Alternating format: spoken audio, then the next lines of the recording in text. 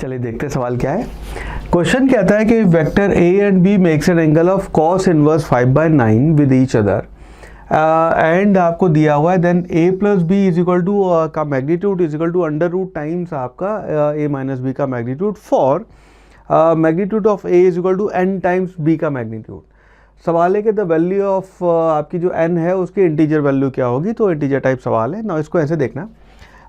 Letter से ये मान लीजिए आपका a वेक्टर है और ये मान लीजिए आपका b वेक्टर है, दोनों के बीच में एंगल थीटा है। तो सबसे पहली चीज़ तो ये है, अपने को ये दिया हुआ है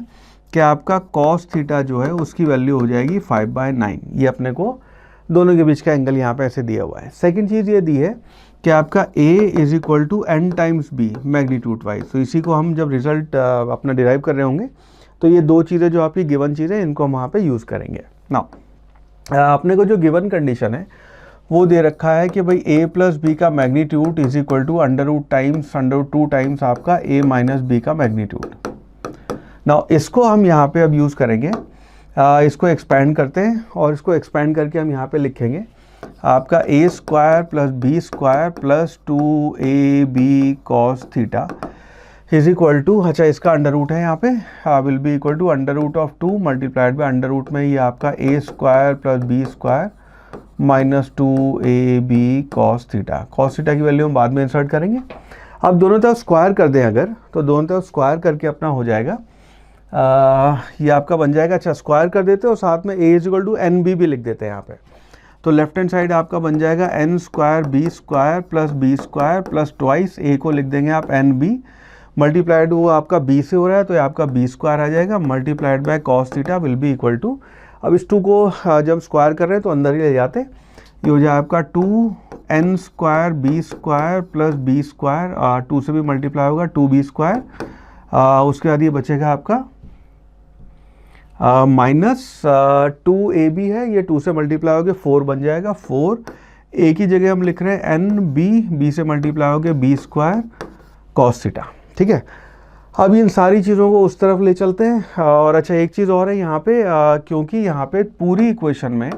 आपका बी स्क्वायर आ रहा है दोनों साइड पे, तो B square B square B square B square B square B square, तो बी स्क्वायर कैंसिल कर देते हैं और सबको उधर ले जाते हैं।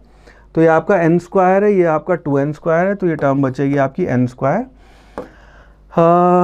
प्लस आएगा आपका ये बी 2 है, ये -1 होके बनेगा आपका +1, ये आपका -4n cos थीटा है, ये और 2n cos थीटा ऐड होके हो जाएगा आपका -6n cos theta. cos theta की वैल्यू लग देते हैं यहाँ पे 5/9 will be equal to 0। Now ये आपकी क्वाड्रेटिक इक्वेशन बन रही है और इसको उसी फॉर्मेट में लिख लेते हैं। तो ये आपका बनेगा n स्क्वायर माइनस यहाँ से हम 3 कैंसिल कर देते हैं, ये हो जाएगा 10/3n + 1 इक्वल टू 0। नाउ बचपन में हमने सीखा था, जब हम छोटे थे क्लास 10th में,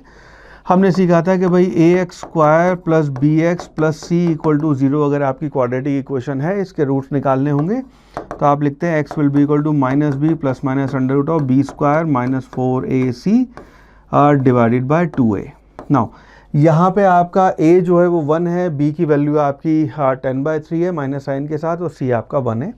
इनको यूज़ करके जब हम यहाँ पे रूट्स निकालेंगे तो आपका n जो है उसकी वैल्यू हो जाएगी +10/3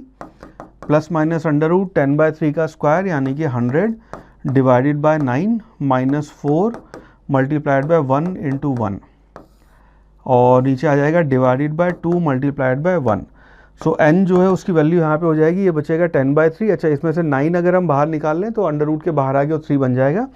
और 3 से मल्टीप्लाई कर देते हैं तो ये हो गया आपका +10। एक काम करते हैं, इसको यहाँ कर लेते हैं, तो n जो है उसकी वैल्यू हो गई आपकी 10 +10 डिवाइडेड बाय नीचे आपका 6 आ जाएगा, ये हुआ आपका प्लस माइनस, ये आपका 100 है और ये 4 में से मल्टीप्लाई करेंगे तो बचा 100, 4 इंटू 9 यानी कि 36, 100 में से 36 माइनस करेंगे 64, 64 का अंडर रूट लेंगे 8। ठीक है, तो n जो है उसकी वैल्यू आ गई, अगर हम यहाँ पे पॉजिटिव वैल्यू लेंगे तो ये आपका आ गया 10 + 8 यानी कि 18, 18/6 हो गया आपका 3, और n की जो वैल्यू है वो आ जाएगी आपकी 10 - 8 यानी कि आपका 2, 2/6 यानी कि 1/3। नाउ हमें यहाँ क्योंकि इंटीजर वैल्यू बतानी है तो इसलिए 1/3 को हम इग्नोर कर देंगे और 3 अपना आंसर हो जाएगा। So that mean the value of n is आपका राइट आंसर, इसका इंटीजर टाइप होना चाहिए 3 and that would be the right answer.